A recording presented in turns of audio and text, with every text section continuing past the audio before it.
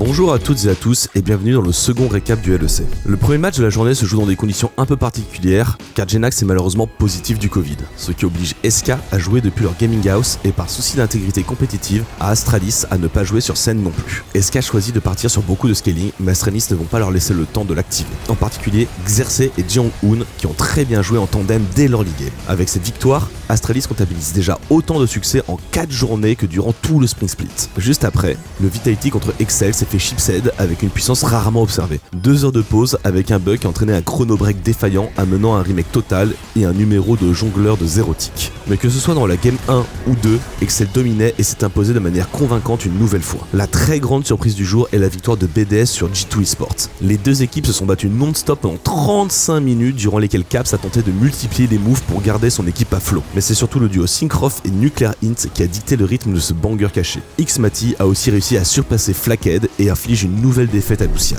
Le samedi démarre avec un duel fratricide entre Jésus et VTO qui se solde par la première victoire tant attendue des Lapins, notamment grâce à une très bonne Kai'Sa de Néon. S'ensuit un duel entre deux équipes en forme, mais c'est bien Excel qui prend le dessus sur Mad Lions. Très actif dès l'early game, il dive à tout va, snowball parfaitement et termine cette partie en 18-1. L'entraînement de Excel en Corée à l'intersaison continue de porter ses fruits et il s'installe durablement dans le top 3 du LEC. Juste avant le match de la semaine, BDS a réussi à nous caler un autre banger caché en tenant tête à Fnatic pendant plus de 50 minutes de POC insoutenable avec un Corki contre Kog'Maw AP du côté de Nuclear Int. Même après avoir upset G2, on ne les attendait pas à ce niveau et c'est une semaine très rassurante pour ces 5 joueurs issus de la scène française.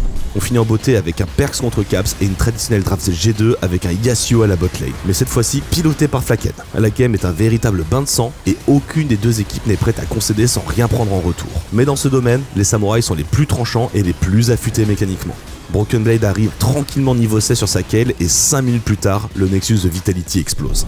Mais comme ils ont perdu contre BDS, le MVP de la semaine n'atterrira pas dans leur équipe mais bien chez Excel qui a été l'équipe la plus convaincante. Avec un gros teamplay, il réussit cette performance mais ce move somptueux de Finn fait pencher la balance en sa faveur. On a hésité avec Nuke Duck mais on attend d'être sûr que ce soit l'année du canard. En tout cas pour l'instant, les deux canards se partagent la première place du classement. De l'autre côté, SK, Misfit et BDS sont tous les trois à égalité à la dernière place du classement et partagent comme point commun de tous être tombés face à Astralis. L'équipe remaniée est actuellement dans le peloton de milieu de tableau mais ils vont devoir confirmer leur position en tentant de vaincre Fnatic et Vitality en semaine 3. On pourra leur voir s'ils peuvent vraiment jouer la course au playoff. Mais les grands rendez-vous qu'on vous donne pour cette semaine sont les deux matchs de G2. Ils jouent d'abord Mad Lions, puis Fnatic et rien que les match-up mid lane suffisent à nous mettre la hype. Caps va se frotter à Pisky et Humanoid pour notre plus grand plaisir. Merci d'avoir suivi ce récap et on se retrouve toute la semaine en LEC sur OTP.